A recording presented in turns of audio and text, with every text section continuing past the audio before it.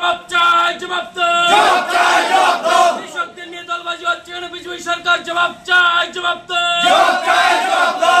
জবাব তোমাদের দিতেই হবে, জবাব তোমাদের দিতেই হবে। সংগ্রাম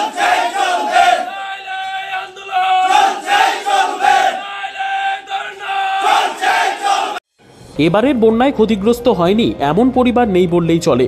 টানা বর্ষণের ফলে গোমতী তার যৌবন ফিরে পেয়েছিল। সেই গোমতীর জলেই লণ্ডভণ্ড হয়ে যায় তার পার্শ্ববর্তী এরিয়া।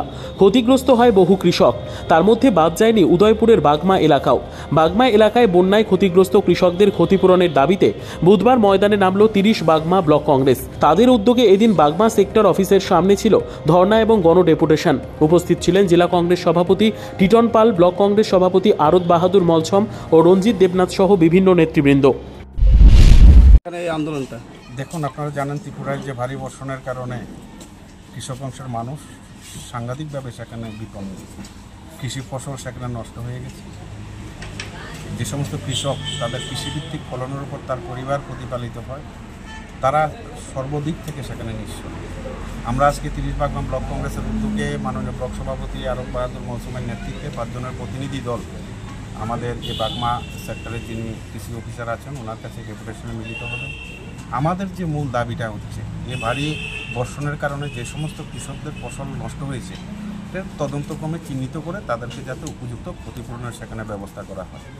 সবচাইতে বড় উদ্বেগের ব্যাপার হচ্ছে যে বিরোধী দল করার অপরাধে প্রশাসন থেকে যে সমস্ত তদন্ত হচ্ছে, ইনকোয়ারি হচ্ছে, কার কার ফসল নষ্ট হয়েছে, সেই তদন্ত করার ক্ষেত্রে আমরা দেখলাম সে সম্পূর্ণ পরিকল্পিতভাবে বিরোধী দলের কর্মীদের, কৃষকদের নাম তালিকা থেকে বাদ দেওয়া একটা গভীর ষড়যন্ত্র চলছে।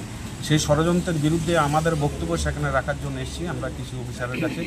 এবং কৃষি অনুদানের ক্ষেত্রে আমরা বিভিন্ন সময় দেখি যারা কৃষক নয়, শাসক দলের অনুগত হওয়ার সুবাদে তারা সরকারি বিভিন্ন সুযোগ সুবিধা পাচ্ছে। গত কিছুদিন আগে অভিযোগ করেছিলাম যে একজন ইটভাট্টার মালিক কি করে সেখানে এই কৃষকের জন্য বরাদ্দকৃত পাম্পসেট, তারপর আপনার সিনটেক্স, এই সমস্ত জিনিস কি করে নিতে পারে?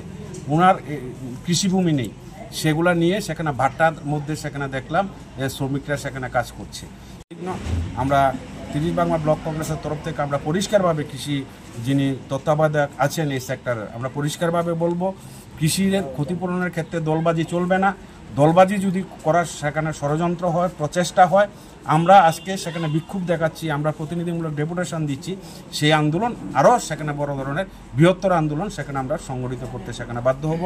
আরত বাহাদুর মৌসুমের নেতৃত্বে আমাদের এই এলাকার যারা কৃষক, বিমল পাল, বিশ্বজিৎ পাল, তারপর আমার ভাইয়ের নাম কি, বলরাম দেবনাথ, খোকন পাল এবং পবিত্র জমাতিয়া, তারা এখন কৃষি সেক্টর অফিসারের সাথে দেখা করবেন আরত বাহাদুর মৌসুমের নেতৃত্বে।